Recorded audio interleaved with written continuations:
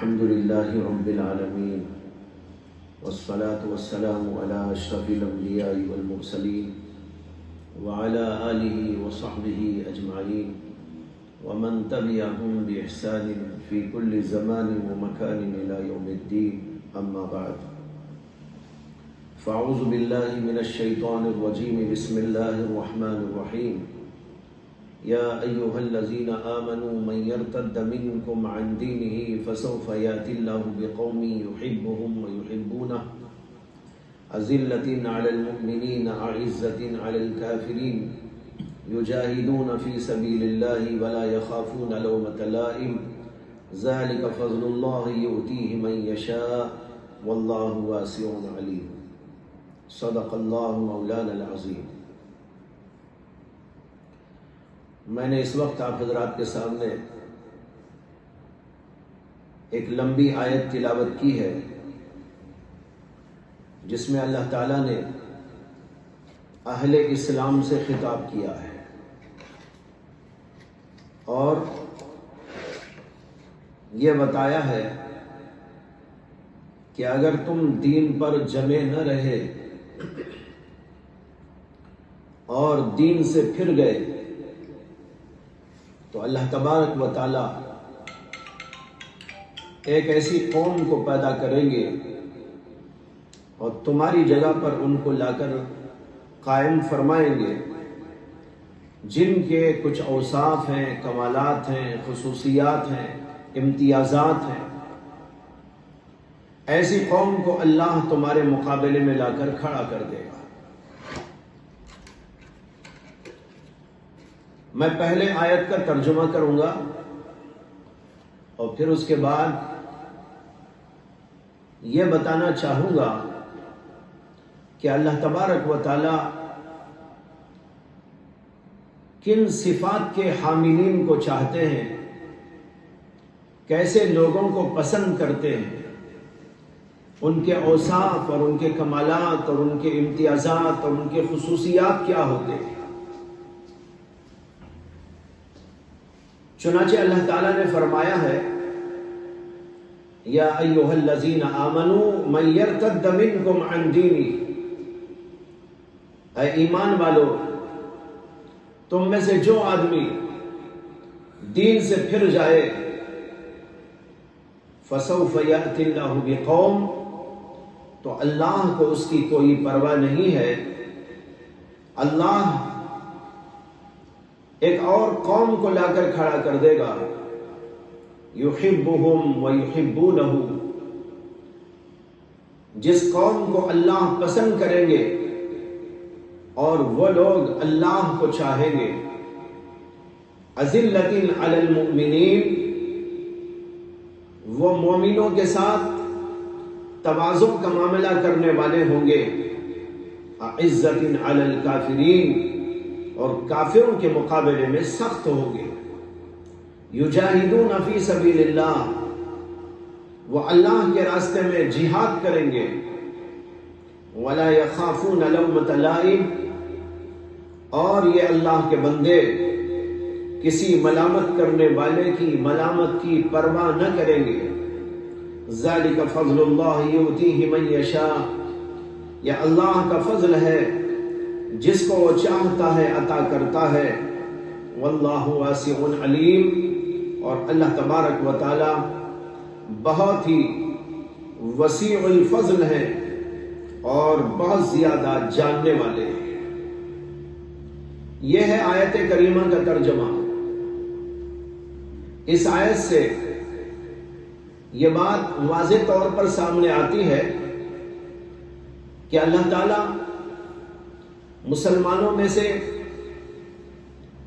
اس قوم کو چاہتے ہیں، ایسے بندوں کو چاہتے ہیں جن کے اندر وہ اوصاف اور وہ کمالات اور وہ امتیازات اور وہ خصوصیات موجود ہوں جو یہاں بیان کیے گئے، جن کے اندر یہ چیزیں نہ ہوں۔ اللہ کہتے ہیں مجھے تمہاری کوئی پرواہ نہیں، میں تمہارے مقابلے میں ایک ایسی قوم کو لا کر کھڑا کروں گا جس قوم کے اندر یہ صفات اور یہ خصوصیات ہوں گی۔ معلوم ہوا کہ اللہ تعالیٰ ہم سے یہ چاہتے ہیں کہ ہمارے اندر یہ صفات موجود ہو۔ آج ہم لوگ نام کے مومن تو ہیں، لیکن یہ صفات اور یہ خصوصیات ہمارے اندر پائی بھی جاتی ہیں کہ نہیں پائی جاتی، اس کے اوپر کبھی غور نہیں کرتے۔ اس لیے یہ آیت اس وقت آپ کے سامنے پیش کی ہے تاکہ ہم سب غور و فکر کریں، توجہ ڈالیں کہ اللہ جس قوم کو پسند کرتا ہے، اللہ جیسی قوم کو پسند کرتا ہے، کیا ہم ویسی ہی قوم ہیں؟ کیا ہمارے اندر وہ صفات اور وہ خصوصیات اور وہ کمالات اور وہ امتیازات پائے جاتے ہیں؟ یہ بات غور کرنے کی ہے۔ اگر یہ چیزیں ہمارے اندر نہیں ہیں تو ہمیں چاہیے کہ ہم اپنے اندر ان چیزوں کو پیدا کرنے کی بھرپور کوشش کریں۔ صرف سننا اور چلے جانا، وعظوں میں آنا، مجالس میں آنا، تقاریر میں آنا، خطابات میں آنا، جمعہ کے بیانات میں شامل ہو جانا، لیکن سننے کے بعد عمل کا نمبر آتا ہے تو کوئی جد و جہد، اس کے بارے میں کوئی محنت، اس کے بارے میں کوئی توجہ نہ دے کر یوں ہی اپنے آپ کو رکھتے رہنا، یہ عقل مندی کی بات نہیں ہے۔ یہ آیت بہت ہی توجہ دلانے والی ہے اور ہمارے اندر احساس پیدا کرنے والی ہے، اس سے کہ شروع کے جملے دل دہلا دینے والے ہیں۔ اللہ کہتے ہیں یا ایھا الذین آمنوا من یرتد منکم عن دینہ، اے ایمان والو اگر تم دین سے پھر جاتے ہو، دین کی چیزوں کو چھوڑ دیتے ہو، دین سے پلٹ جاتے ہو، اللہ کو کوئی پرواہ تمہاری نہیں، تم محتاج ہو اللہ کے، اللہ تمہارا محتاج نہیں، تم محتاج ہو دین کے، دین تمہارا محتاج نہیں، تم اسلام کے محتاج ہو، ایمان کے محتاج ہو، لیکن ایمان اور اسلام تمہارا محتاج نہیں۔ اس لیے کہتے ہیں من یرتد منکم عن دینہ، تم میں سے جو دین سے پھر جائے، اللہ کو کوئی پرواہ نہیں، اللہ دوسری قوم پیدا کر دیں گے۔ حالات بتا رہے ہیں دنیا کے کہ بہت سارے لوگ دین کی طرف آ رہے ہیں، کافر لوگ، مشرک لوگ، عیسائی لوگ اور دیگر قوموں کے اور ملحد اور زندیق قسم کے، ان کو سمجھ میں آ رہا ہے دین، وہ دین کی طرف آ رہے ہیں اور بہت مضبوط اور بہت پکے طور پر دین پر جم جاتے ہیں، لیکن ہم دین پر زبانی طور پر تو قائم ہیں، لیکن ہم میں بے شمار لوگ ایسے ہیں جو نماز روزانہ پابندی سے چھوڑتے ہیں۔ ایک وہ لوگ ہیں جو روزانہ پابندی سے نماز پڑھتے ہیں، اور ہم میں وہ لوگ بھی بڑی کثیر تعداد میں موجود ہیں جو برابر پابندی سے نماز چھوڑنے کا عہد کیے ہوئے ہیں۔ ان کو بات سناؤ، مجلسوں میں بٹھاؤ، قرآن کی آیتیں پیش کر دو، نبی اکرم صلی اللہ علیہ وسلم کی احادیث پیش کر دو، لیکن ٹس سے مس نہیں ہوتے۔ انہوں نے عہد کر لیا ہے کہ ہمیں نماز نہیں پڑھنا ہے تو نہیں پڑھنا ہے، انہوں نے عہد کر لیا ہے کہ ہم کو گناہ کرنا ہے، جھوٹ بولنا ہے، دھوکہ دینا ہے، حسد اور بغض کرنا ہے، کسی کو تکلیف پہنچانا ہے، قتل و غارت گری کرنا ہے، زنا میں، فحاشی میں اور عیاشی میں رہنا ہے۔ انہوں نے طے کر لیا، اور ان کے سامنے کتنی بھی دلیلیں پیش کرو ان کے خلاف، لیکن وہ اس سے باز نہیں آتے۔ اللہ ایسے لوگوں سے خطاب کر رہے من یرتد منکم عن دینہ، جو تم میں سے دین سے پھر جائے۔ دین تو اللہ نے دیا، لیکن اس کے باوجود یہ دین پر قائم نہیں ہوتے، مسلسل دین کے خلاف چلتے ہیں، تو اللہ کہتے ہیں اللہ کو تمہاری کوئی پرواہ نہیں ہے، فسوف یأتی اللہ بقوم یحبہم ویحبونہ، اللہ تمہارے مقابلے میں قوم کو لا کر کھڑا کر دے گا جو قوم ان صفات اور خصوصیات کی حامل ہوگی جو اللہ کو مطلوب ہے۔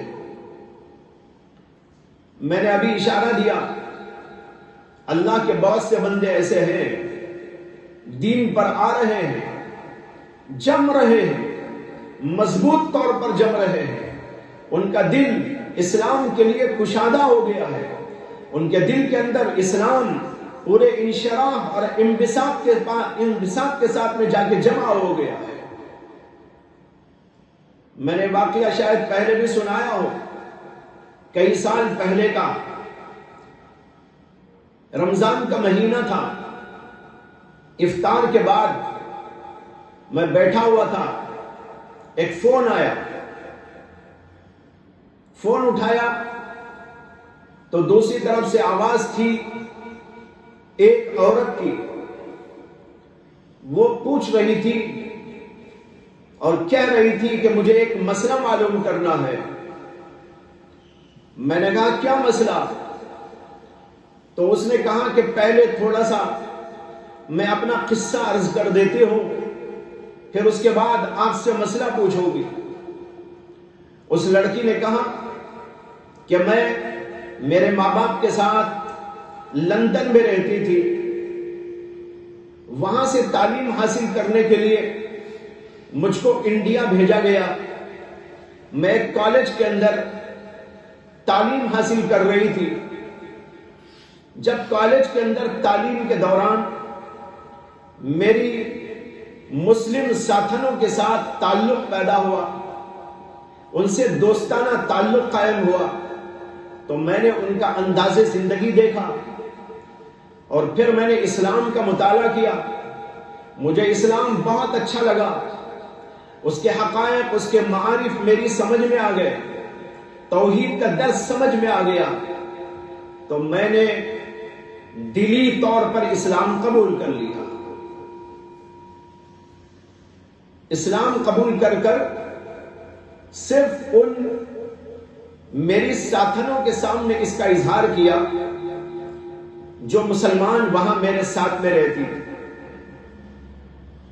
لیکن میرے طرز عمل سے کچھ لوگوں نے بھانپ لیا کہ میں مسلمان ہو گئی ہوں، تو ان لوگوں نے میرے ماں باپ کو اس کی اطلاع کر دی۔ جب میرے ماں باپ کو اس کی اطلاع ہوئی کہ میں مسلمان ہو گئی تو وہ بہت پریشان ہوئے، اور میرے باپ نے میری ماں کو فوراً بھیجا کہ تم جاؤ انڈیا اور کالج سے مجھ کو نکال لو،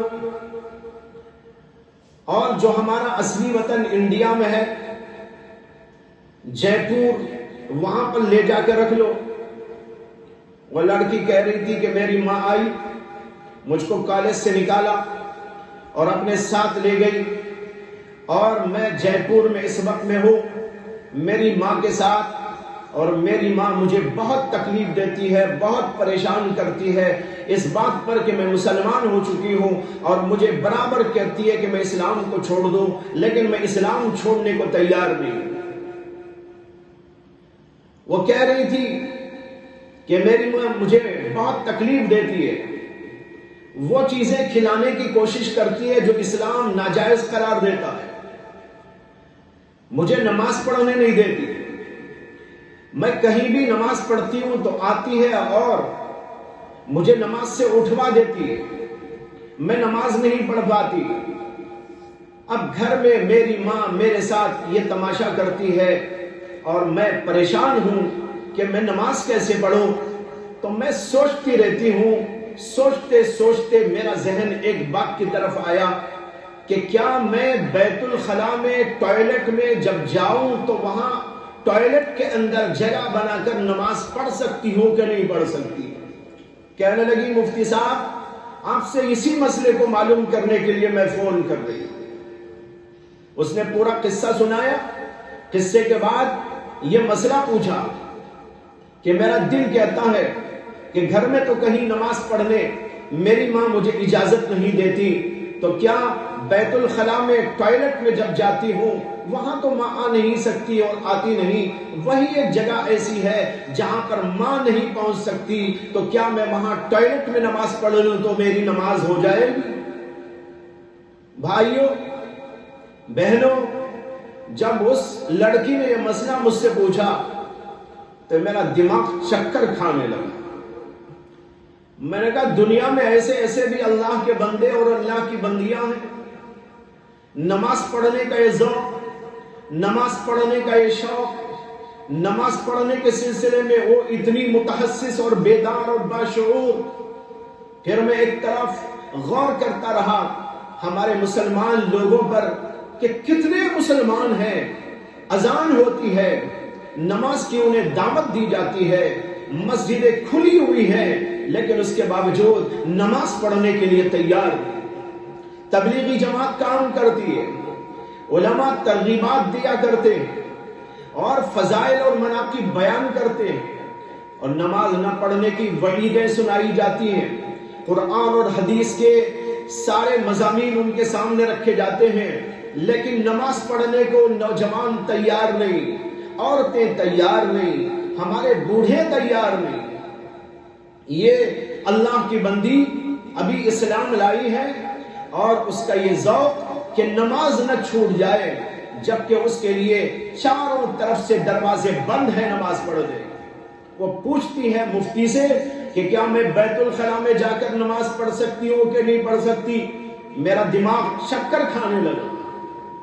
پھر میں نے اس سے کہا کہ اگر آپ کا بیت الخلا ایسا ہے جس کے اندر مصلی بچھا کر یا کوئی اور پاک کپڑا بچھا کر آپ نماز پڑھ سکتی ہیں تو آپ وہاں پر نماز پڑھ لیں، پہلے اس جگہ کو صاف کر لیں اور پھر دبیز موٹا سا کپڑا اسا وہاں بچھا دیں اور وہاں پر آپ نماز پڑھ لیں۔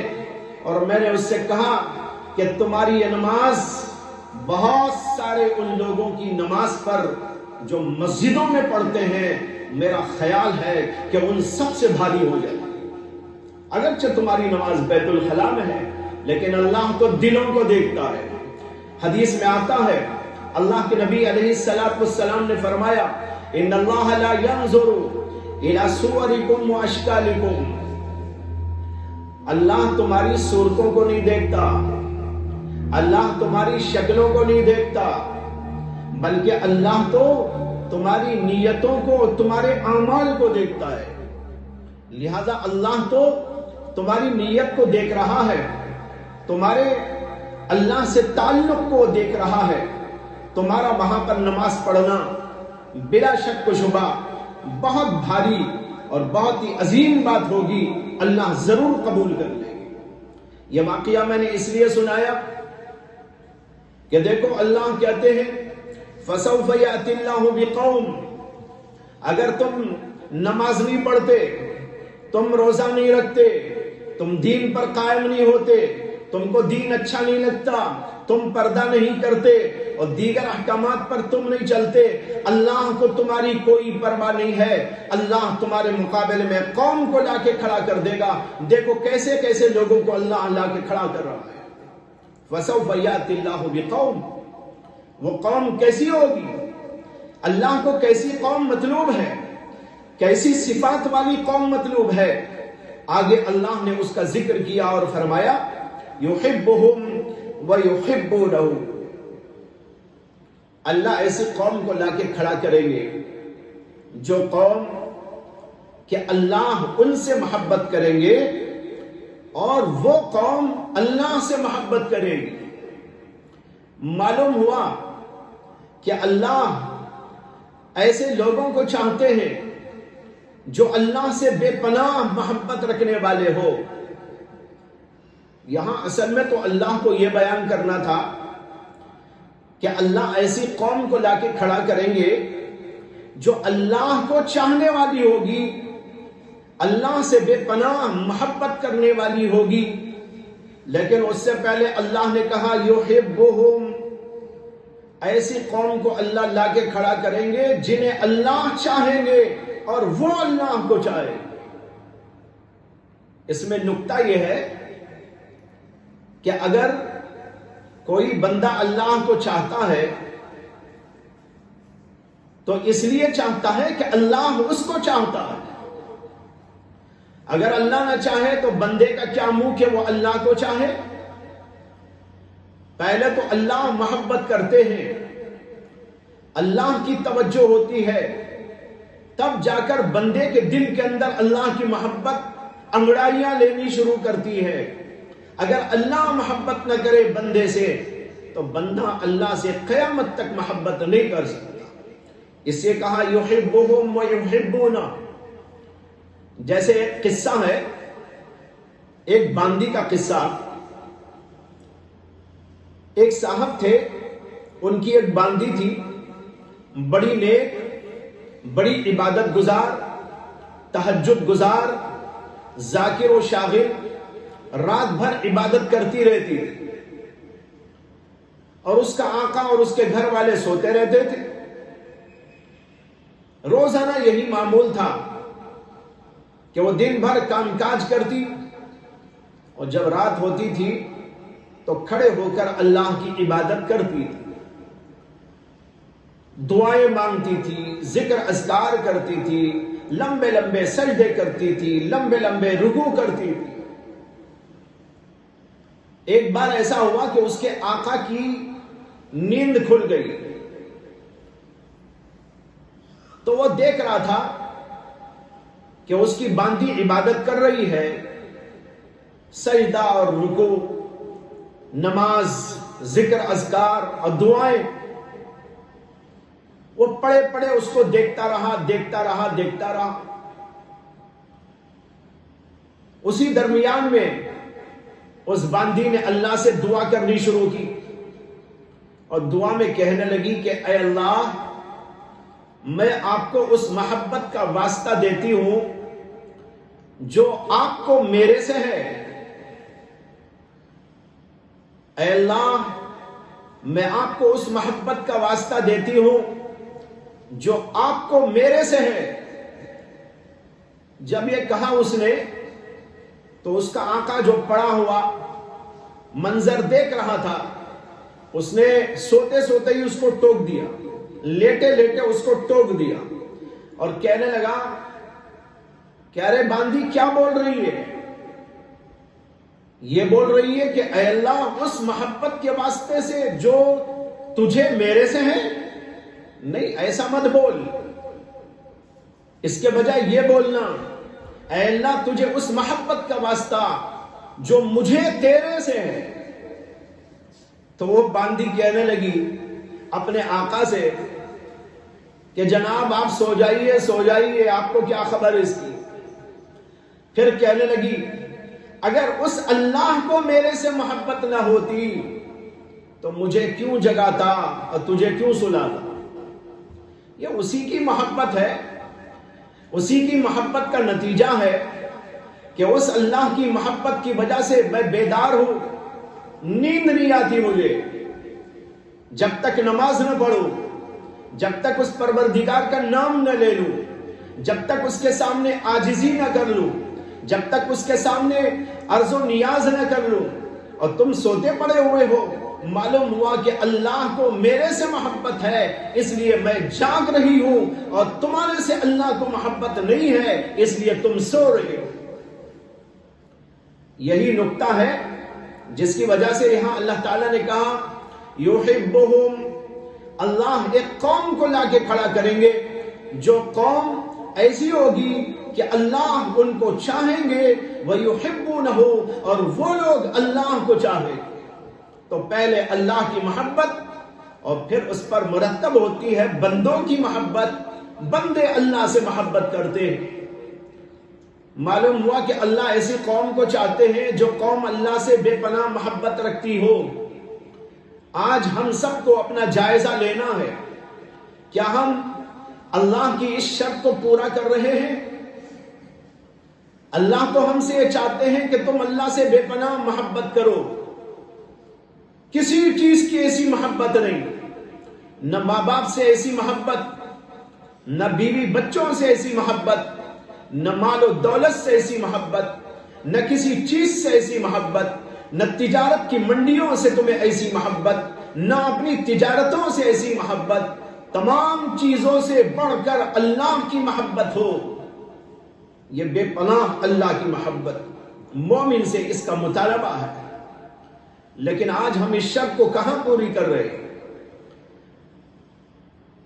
قرآن کریم کے اندر کئی مقامات پر اللہ کی محبت کا تذکرہ موجود ہے۔ ایک جگہ اللہ تعالیٰ کہتے ہیں والذین آمنوا اشد حبا للہ، جو لوگ ایمان والے ہیں وہ اللہ سے شدید محبت کرتے ہیں۔ اس میں اللہ نے نہیں کہا کہ اے ایمان والو میرے سے شدید محبت کرو، حکم نہیں دیا، اسے کہ معاملہ محبت کا ہے، محبت مانگی نہیں جاتی، محبت کا مطالبہ نہیں کیا جاتا، اسے اللہ نے محبت کا مطالبہ نہیں کیا، لیکن یہ بتایا کہ جو ایمان والے ہوتے ہیں ان کی ادا یہ ہے، ان کا طریقہ یہ ہے، ان کا مزاج یہ ہے، ان کی زندگی کا نقشہ یہ ہے کہ وہ اللہ سے شدید محبت کرتے۔ والذین آمنوا اشد حبا للہ، معلوم ہوا کہ مومنوں کی شان ہی یہ ہے کہ وہ اللہ سے شدید محبت کرتے ہیں، کسی چیز سے ایسی محبت نہیں، ایسی محبت مطالبہ ہے اللہ کا۔ اللہ چاہتے ہیں کہ تمہارے اندر ایسی محبت اللہ سے ہونی چاہیے۔ یہ صفت والا بندہ اللہ کو پسند ہے۔ اگر یہ صفت ہم نہیں رکھتے، اللہ کہتے ہیں کہ تم کو ہٹا کر کسی اور کو لا کے کھڑا کروں گا جو اس صفت کے حامل ہوں گے، جو مجھے بے پناہ چاہنے والے ہوں گے۔ آج ہم لوگوں کے اندر اس بات کی بڑی کمی ہے۔ میں یہ نہیں کہتا کہ ہمارے اندر اللہ کی محبت نہیں ہے، محبت تو بے شک ہے، لیکن محبت میں شدت چاہیے، محبت کے اندر جذبہ بے پناہ چاہیے، ایسی محبت کہ اس کے مقابلے میں کوئی محبت برابر کی بھی نہ ہو، زیادہ تو کیا ہو، برابر کی بھی نہ ہونی چاہیے۔ جیسے کہ ابھی میں نے آپ کے سامنے عرض کیا کہ تمام چیزوں سے زیادہ اللہ کی محبت ہونی چاہیے۔ اور جب محبت آتی ہے اللہ کی تو دو باتیں ہوتی ہیں۔ ایک بات تو یہ ہوتی ہے کہ جو اللہ کو منظور ہے وہ کام بندہ ضرور کرتا ہے، اور دوسری بات یہ ہوتی ہے کہ اللہ کو جو چیز منظور نہیں ہے اس کام سے وہ پرہیز اور احتیاط برتتا ہے۔ لہذا تمام اوامر، تمام فرائض، تمام سنتیں، تمام آداب، تمام طاعات، تمام اچھائیاں، یہ سب کے سب امور انجام دیتا رہتا ہے بندہ اگر اس کے دل کے اندر خدا کی محبت موجود ہے۔ فرائض سے کیسے غفلت کرے گا اگر اس کے دل میں محبت ہو؟ اگر فرض کو چھوڑ رہا ہے تو اس کا مطلب یہ ہے کہ اس کے دل میں اللہ کی محبت نہیں، وہ نفس کی محبت میں گرفتار ہے، وہ کسی اور چیز کی محبت میں گرفتار ہے۔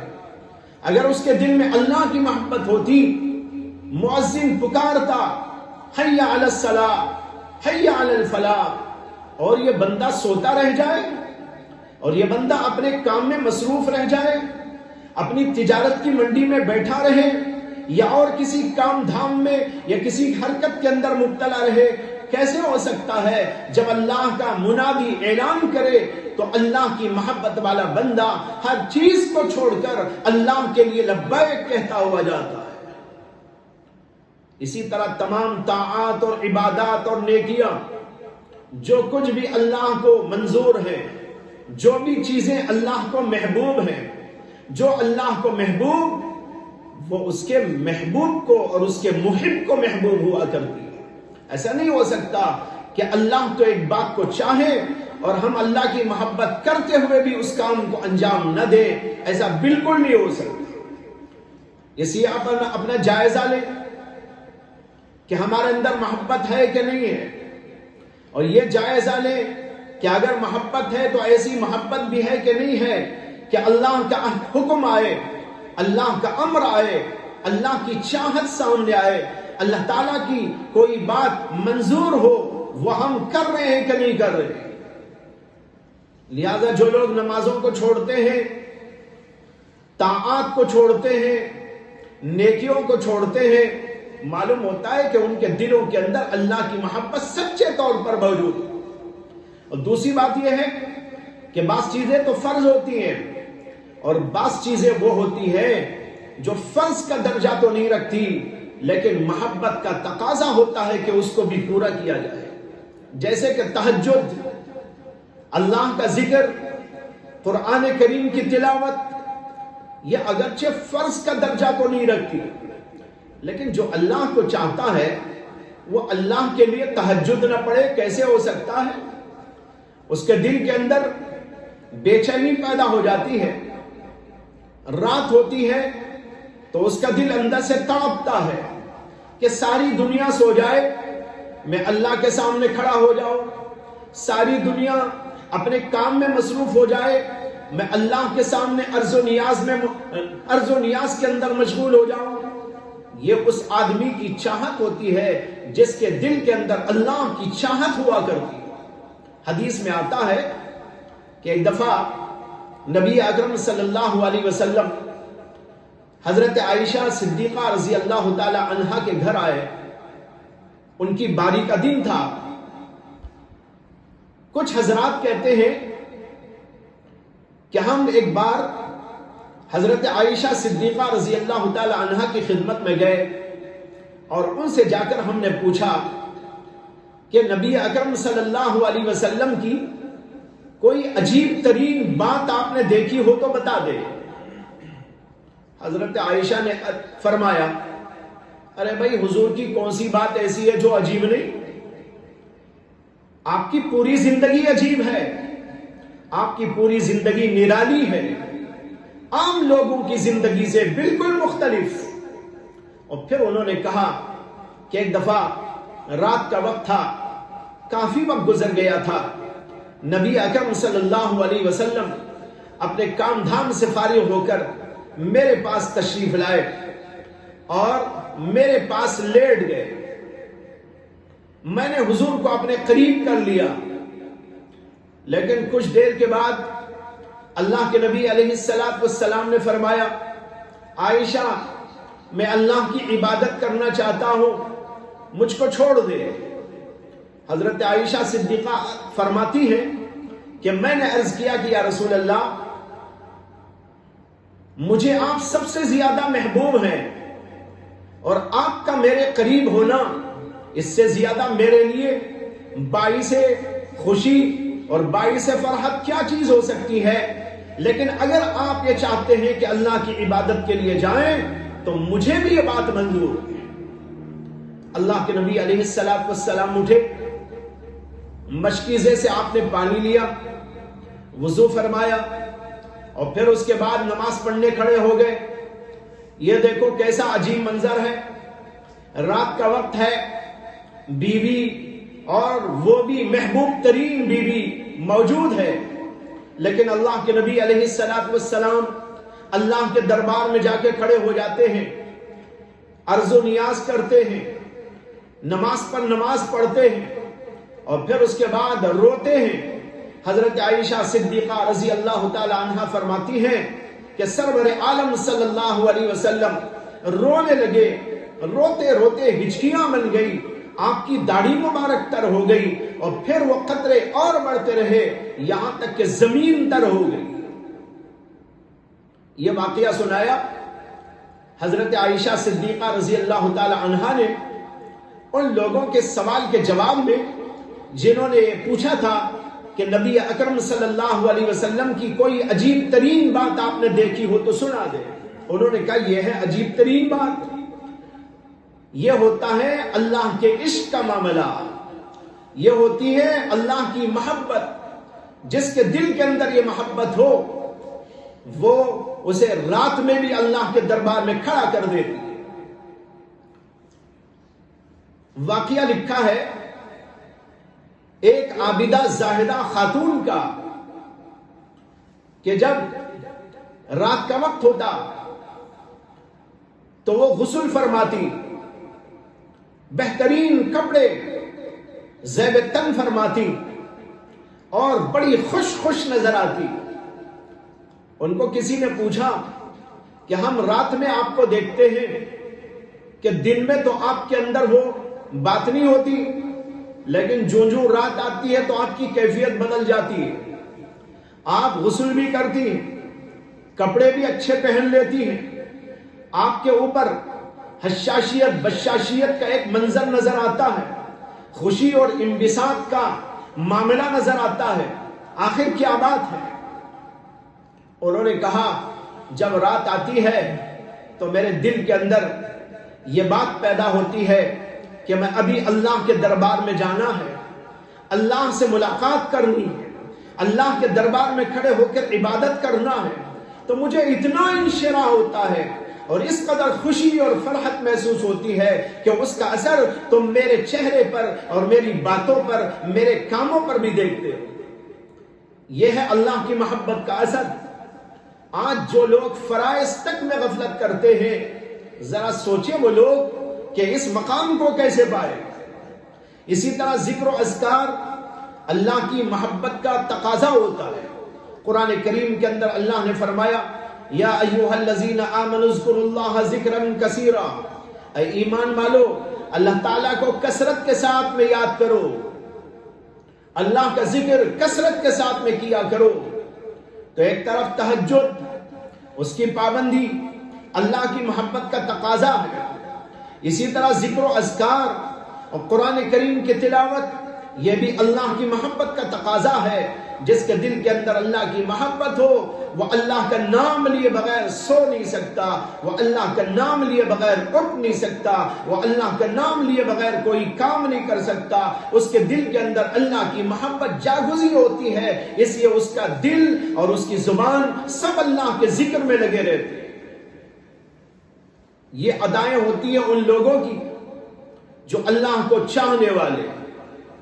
حدیث کے اندر ایک قصہ آیا ہے کہ نبی اکرم صلی اللہ علیہ وسلم ایک بار ایک جہاد میں گئے تھے، واپسی ہو رہی تھی، واپسی کے موقع پر رات میں ایک جگہ پر قیام فرمایا آرام کرنے کے لیے۔ صحابہ کرام تھکے ہوئے تھے، جہاد کا سفر تھا، بہت کام کاج کیا تھا، بڑی محنتیں اٹھائی تھی، رات کا وقت ہوا تو سب کے اوپر تھکان کا اثر تھا۔ عرض کیا گیا کہ یا رسول اللہ کسی جگہ پر پڑاؤ ڈال دیا جائے، آرام کر لیا جائے۔ اللہ کے نبی علیہ السلام نے اجازت دے دی، ایک جگہ پر پڑاؤ ڈالا گیا، حضرات صحابہ کرام منتشر ہو گئے مختلف جگہ پر، جنگل تھا، میدان تھا، کوئی کسی درخت کے سائے میں، کوئی کسی درخت کے سائے میں، کوئی کسی آڑ کی جگہ جا کر قیام کرنے لگے۔ اور اسی موقع پر اللہ کے نبی علیہ السلام نے حضرات صحابہ سے فرمایا کہ تم میں کون ہے جو ہم سب کی نگرانی کرے گا، حفاظت کرے گا؟ دو صحابہ نے عرض کیا کہ ہم لوگ نگرانی کرنے کو تیار ہیں، رات بھر ہم جاگیں گے، آپ بھی اور صحابہ کرام سب کے سب سو جائیں۔ دو صحابہ میں سے ایک صحابی انصاری تھے اور دوسرے صحابی مہاجر تھے۔ اللہ کے نبی علیہ السلام نے ان دونوں کو جاگتے رہنے، نگرانی کرتے رہنے کا حکم دینے کے بعد خود بھی جا کر آرام کرنا شروع کر ڈالا۔ ادھر یہ دو صحابہ بیٹھے ہوئے بات چیت کر رہے تھے، بات چیت کرتے کرتے ایک صحابی جو انصاری تھے انہوں نے مہاجر صحابی سے کہا میں نہیں سمجھتا کہ دو آدمیوں کے جاگنے کی ضرورت ہے، یہاں بالکل اطمینان کی جگہ ہے، کوئی دشمنوں کے حملے کا خوف نہیں ہے، اس لیے آپ بھی سو جائیے، اگر میں تھک جاؤں گا یا نیند کا میرے اوپر غلبہ ہوگا تو میں تم کو اٹھا دوں گا، تب تک تمہارا آرام ہو جائے گا۔ چنانچہ انصاری صحابی جاگتے رہے اور مہاجر صحابی جا کے سو گئے۔ یہ جو انصاری صحابی تھے وہ کچھ دیر تک تو ٹہلتے رہے، ادھر دیکھتے رہے ادھر دیکھتے رہے حفاظت کی خاطر۔ جب انہوں نے دیکھا کہ اطمینان بخش صورتحال ہے تو انہوں نے کہا کہ یوں ہی گھومنے سے کیا حاصل، ساری دنیا سو رہی ہے، سب لوگ آرام پذیر ہیں، میں کیوں نہ اللہ کے سامنے کھڑا ہو جاؤں اور اللہ کے دربار میں عرض و نیاز کروں۔ چنانچہ نماز شروع کر دی انہوں نے۔ جو اللہ کے بندے اللہ کی محبت اپنے دل میں رکھتے ہیں، وہ جب تنہائی کا موقع پاتے ہیں تو اپنے رب کے پاس پہنچ جاتے ہیں، اپنے محبوب کے پاس پہنچ جاتے ہیں۔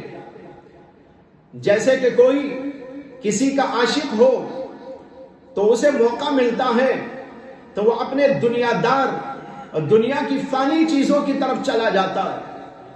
یہ اللہ کے بندے جو اللہ کی محبت اپنے سینوں میں رکھتے ہیں، وہ اللہ کے بندے تنہائی کا موقع ہوتا ہے تو یہ سمجھتے ہیں یہ موقع بڑا غنیمت موقع ہے میرے اللہ کو راضی کرنے کا، میرے اللہ سے ملاقات کرنے کا، میرے اللہ سے باتیں کرنے کا، میرے اللہ سے مناجات کرنے کا۔ چنانچہ انصاری صحابی کھڑے ہو گئے عرض و نیاز میں، تہجد گزاری میں، پڑھتے رہے، نماز پڑھتے رہے، لمبی لمبی سورتیں پڑھتے رہے۔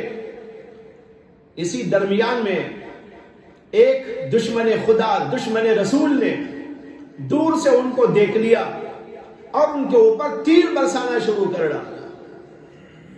چنانچہ ان کے اوپر تیر لگنے لگے اور جو تیر لگے تو اس سے خون بھی رسنے لگا، لیکن وہ صحابی برابر نماز کے اندر مشغول رہے، اسے کہ انہیں لطف آ رہا تھا، انہیں مزہ آ رہا تھا۔ اللہ کی محبت جس کے دل میں ہوتی ہے اس موقع پر اسے بڑا مزہ آتا ہے، سجدے میں مزہ آتا ہے، رکوع میں مزہ آتا ہے، اللہ کا نام لینے میں مزہ آتا ہے، قرآن کی تلاوت کرنے میں مزہ آتا ہے۔ اس لطف کو چھوڑنے کے لیے وہ تیار نہ ہوئے، برابر مشغول رہے نماز کے اندر، یہاں تک کہ وہ بازو جو سوئے تھے صحابی مہاجر، ان کی آنکھ کھل گئی، دیکھا تو وہ صحابی نماز میں ہیں اور ان کے اوپر تیر لگے ہوئے اور تیروں سے خون نکل رہا ہے، زخموں سے خون نکل رہا ہے، لیکن وہ صحابی برابر نماز میں مشغول۔ کچھ دیر کے بعد جب انہوں نے نماز سے فراغت پائی تو ان صحابی نے عرض کیا کہ آپ دیکھتے نہیں کہ آپ کا کیا حال ہے، آپ کا سارا جسم لہو لہان ہو گیا لیکن آپ نے نماز نہیں توڑی۔ انہوں نے کہا میں جو تلاوت کر رہا تھا اس کے اندر مجھے وہ لذت اور وہ حلاوت محسوس ہو رہی تھی کہ میں اس کو چھوڑنا گوارا نہیں کر رہا تھا۔ بھائیو، یہ بات ہوتی ہے اس وقت جب دل کے اندر اللہ کی محبت سمائی ہوئی ہوتی ہے۔ اب ہر آدمی جائزہ لے کہ میں یہ سب کچھ کرتا ہوں کہ نہیں کرتا، میرے اندر اللہ کی محبت ہے کہ نہیں ہے، اور ہے تو کیا ایسی ہے؟ کیا میں تہجد کو اٹھ رہا ہوں؟ کیا میں ذکر اذکار کا پابند ہوں؟ کیا میں اور اللہ کی عبادات کا پابند ہوں؟ اور دیگر چیزوں کے اندر جو اللہ نے مجھے حکم دیا یا اس کی نیکیاں اور فضیلتیں بتائی، ان چیزوں کو میں کر رہا ہوں کہ نہیں کر رہا ہوں، اس کا جائزہ لے۔ ایک کام تو محبت الہیہ رکھنے والے کا یہ ہوتا ہے، اور دوسرا کام اس کا ہوتا ہے ان چیزوں سے بچنا، اپنے آپ کو بچانا، اس سے پرہیز کرنا جو اللہ کو نامنظور ہے۔ اللہ کو جھوٹ نامنظور، وہ بندہ کبھی جھوٹ نہیں بولتا۔ اللہ کو زنا نامنظور، وہ کبھی زنا کی طرف نہیں جاتا۔ اللہ کو شراب نامنظور، وہ کبھی شراب نہیں پیا کرتا۔ اللہ کو نماز چھوڑنا نامنظور، وہ کبھی نماز نہیں چھوڑ سکتا۔ اللہ کو حسد کرنا نامنظور، وہ کبھی حسد اور جو ہے برائی میں کسی کی مبتلا نہیں ہوتا۔ اللہ کو غیبت نامنظور، وہ کسی کی غیبت نہیں کیا کرتا۔ اللہ کو یہ بھی نامنظور ہے کہ کسی کو تکلیف پہنچائے، وہ اللہ کا بندہ کسی کو تکلیف نہیں پہنچاتا، اس لیے کہ اس کی زندگی کا مقصد ہوتا ہے اللہ کی محبت میں چور و سرشار رہنا اور اللہ کو راضی کرنا۔ ایسا بندہ اللہ کو ناراض کیسے کر سکتا ہے؟ اب ہم اپنا جائزہ لیں کہ ہم کتنی باتیں اللہ کی ایسی اللہ تعالیٰ کی جو ہے معصیت کی، نافرمانی کی کرتے رہتے ہیں جس سے اللہ ناراض ہوتے۔ جھوٹ سے پرہیز نہیں ہے، غیبت سے پرہیز نہیں ہے، حسد اور کینے اور بغض سے پرہیز نہیں ہے، اور ظاہری بہت سے گناہ، آنکھ کا پرہیز نہیں۔ آنکھ وہاں استعمال ہو رہی ہے جہاں اللہ کو منظور نہیں، کان وہاں استعمال ہو رہا ہے جو اللہ کو منظور نہیں، زبان وہاں استعمال ہو رہی ہے جو اللہ کو منظور نہیں۔ اللہ کہتے ہیں زبان کو پاک رکھو، اس لیے کہ اس کے اوپر تو میرا ذکر آنا ہے، جس پر میرا ذکر آئے اس کے اوپر جھوٹ، اس کے اوپر غیبت، اس کے اوپر گالی، اس کے اوپر گانا، اس کے اوپر چغلی، اس کے اوپر کوئی اور غلط بات کبھی نہیں ہو سکتی۔ اسی طرح کان، یہ کان تم کو دیا گیا اللہ کا کلام سننے، اللہ کی باتیں سننے، اچھی باتیں سننے، ضرورت کی باتیں سننے، کام کاج کی باتیں سننے، اور تم اس میں غیبت سنا کرو، چغلیاں سنا کرو، گانے بجانے سنا کرو، غلط باتیں سنا کرو۔ یہ کام یہ کان میں نے اس لیے تم کو نہیں دیے۔ اسی طرح دل کا حال، اسی طرح ہاتھ پیر کا حال، اسی طرح ہر عضو کا حال، کہ وہ سب اللہ کی مرضی کے مطابق استعمال ہونا چاہیے، اللہ کی نامرضیات میں کوئی کام نہ کیا جائے۔ یہ ہوتا ہے اس بندے کا حال جو بندہ اللہ کی محبت میں چور و سرشار ہوتا ہے۔ اس کی زندگی کا ہر لمحہ، اس کی زندگی کا ہر کام، ہر فعل، ہر حرکت و سکون، سب کا سب اللہ کی مرضی کے مطابق ہوا کرتا ہے، اس لیے کہ اس کے دل کے اندر اللہ کی محبت ہوتی ہے۔ اللہ چاہتے ہیں ایسے بندے بن کر رہو، ایسے مسلمان بن کر رہو۔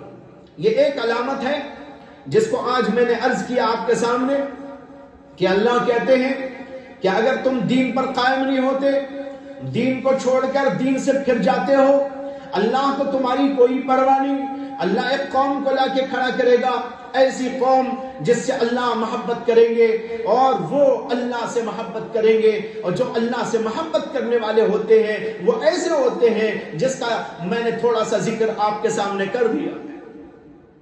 وہ اپنی جان لٹاتے ہیں، اپنا مال لٹاتے ہیں، اپنا وقت لگاتے ہیں، اپنی ساری صلاحیتیں خرچ کرتے ہیں، اپنا دل بھی لگاتے ہیں، اپنا دماغ بھی لگاتے ہیں، اپنا دن بھی لگاتے ہیں، اپنی رات بھی لگاتے ہیں، وہ اللہ مجھ سے راضی ہو جائے جس سے میں محبت کرتا ہوں۔ یہ اس کی زندگی کا سب سے عظیم مقصد ہوتا ہے، اللہ کی رضا پانا، اسے کہ اس کے دل میں اللہ کی محبت ہوتی ہے۔ نبی اکرم صلی اللہ علیہ وسلم دعا مانگا کرتے تھے، کیا دعا؟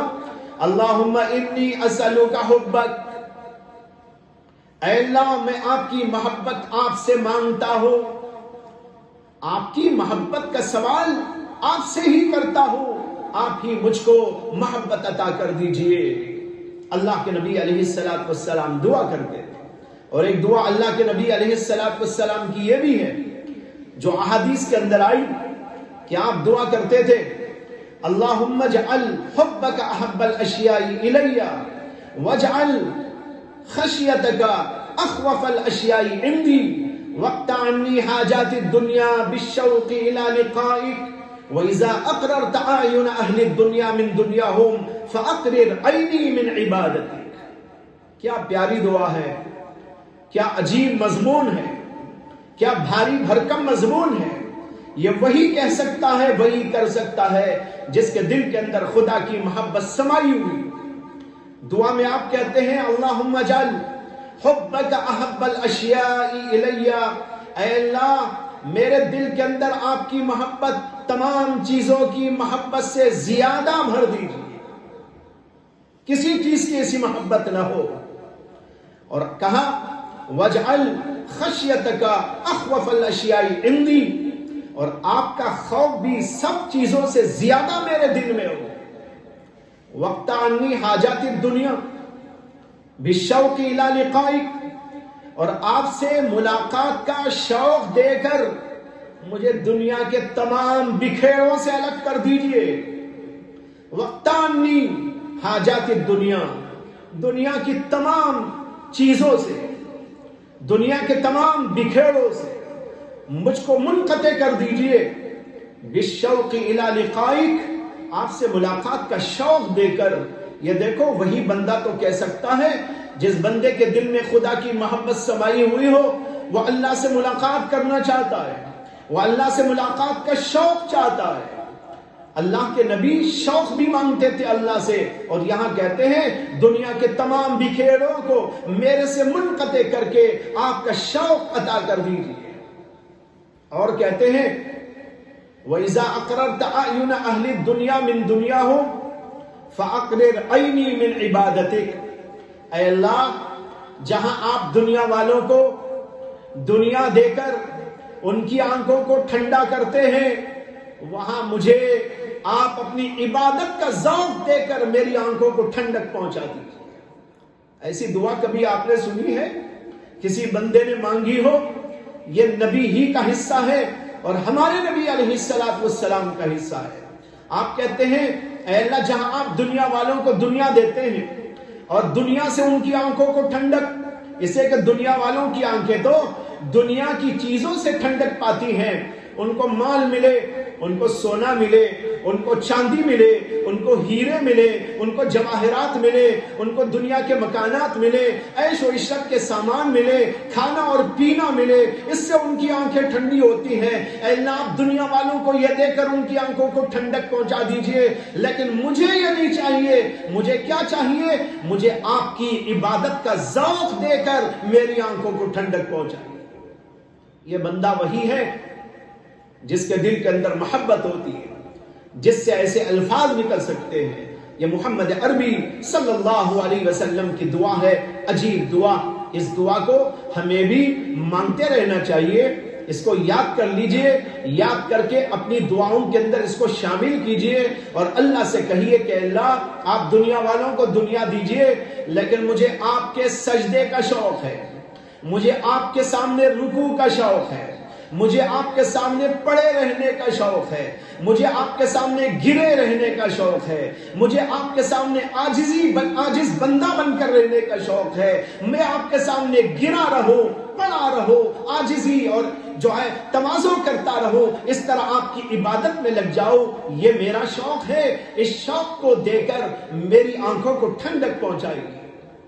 معلوم ہوا اللہ کے چاہنے والے بندوں کا یہ ذوق ہوتا ہے، ان کا مال کا ذوق نہیں ہوتا، املاک کا ذوق نہیں ہوتا، سونے چاندی کا ذوق نہیں ہوتا، کھانے پینے کا شوق نہیں ہوتا، ان کو شوق ہوتا ہے اللہ کا نام لینے کا، اس میں ان کو مزہ آتا ہے، ان کا اللہ کا نام لیتے ہوئے جی بھر جاتا ہے، اللہ کا نام لیتے ہوئے جی ان کا بڑا ہی فرحت اور انبساط محسوس کرتا ہے، اس لیے کہ وہ اللہ کی محبت کے اندر چور اور سرشار ہوتے ہیں۔ تو بھائیوں یہ ہے پہلی علامت ان بندوں کی جن کو اللہ چاہتے ہیں، اور ایسے بندوں سے اللہ تبارک و تعالی اپنی اس کائنات کو بسا کے رکھنا چاہتے ہیں، اور کہتے ہیں تم ایسا نہیں کرتے تو میں دوسروں کو لا کے کھڑا کروں گا جن کے اندر یہ صفت ہوگی۔ اب ہماری اور آپ کی ذمہ داری ہے کہ ہم اپنے اندر اس صفت کو پیدا کرنے کی کوشش کریں کہ ہمارے دل کے اندر خدا کی محبت سما جائے، اور ہم ایسی زندگی کریں جس کا تھوڑا سا ذکر میں نے آپ کے سامنے کر دیا ہے۔ ایک طرف عبادتوں کو انجام دینا، نیکیوں کو انجام دینا، اور اللہ کی عبادت اور ریاضت اور مجاہدے میں ذوق لگانا، اور دوسری طرف تمام گناہوں اور معصیتوں اور برائیوں سے اپنے آپ کو بچاتے رہنا۔ اس طریقے پر اللہ کی محبت اپنے دلوں کے اندر پیدا کرنا ہے، اور اس کے اندر جو اور صفات بیان کی گئی ہیں ان کو انشاءاللہ اگلے مراحل کے اندر پیش کرنے کی کوشش کی جائے گی۔ وآخر دعوانا ان الحمدللہ رب العالمین۔